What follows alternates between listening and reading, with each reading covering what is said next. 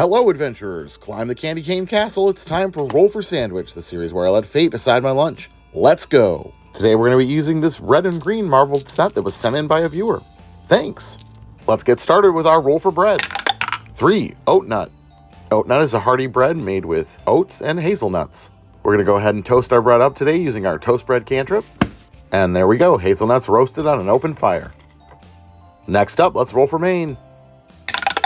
8. Apple chicken sausage. We've got some nice chicken sausage here with chunks of apple inside. We're going to drop a couple into our pan here. These come fully cooked, so we're just going to make sure that we get some nice color on them and get them all warmed up, but they're already safe to eat. After about 5 minutes, they're ready to come off the heat.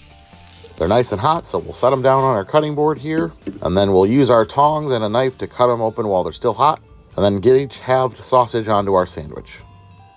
Let's roll for cheese. 2. Sliced mozzarella. Low moisture mozzarella cheese is famously good for melting, so it's nice that we get to apply it directly to our still warm sausages. Hopefully some of that heat will transfer and melt our cheese a little bit. Let's roll up some roughage. 6 collard greens and 11 none. Collard is a hearty vegetable in the cabbage family, and while it can be eaten raw, I think I'm going to use my spell Searing Saute and go ahead and saute it up. Many recipes for collard greens call for it to be slow simmered, but I don't have a spell for that. Before we saute, we've got to chop it up and remove some of the larger pieces of stem. Then we're going to toss a little butter in our pan. We're using the same pan we cooked the sausage in. No need to dirty a second one. This will actually be the first time I've cooked collard, and from what I've read, when sauteing, you basically just want to make sure it wilts up like spinach. After a few minutes, it's definitely softened up quite a bit, so I think it's ready to go on our sandwich. Tasting the collard greens on their own, the flavor reminds me of a mix between Brussels sprouts and spinach. Definitely think they could have used a little salt and pepper, but I already used a spell this round, so let's get wild with the wild magic roll. 6. Pfeffernusse. Pfeffernusse are a German gingerbread cookie, often dusted with powdered sugar or covered in a white glaze. They are dense and a bit chewy and taste like cinnamon, clove, cardamom, and all things Christmas. Pfeffernusse translates to pepper nut. And last but not least, it's the D20 sauce roll. Here we go. 13. Buffalo ranch. Interesting. Well, after the cookies, I don't know what sauce would have ended this the most cohesive, but this is as good as any, I guess. There are definitely worse options. Let's go ahead and get our sandwich closed up here.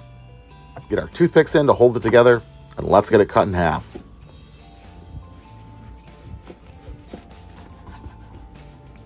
And let's take a look at that cross-section. So many half circles. This one started out interesting, but still very cohesive. And then the pfeffernusse. Who knows, maybe it'll be the secret ingredient. I've been surprised before. Let's give it a taste.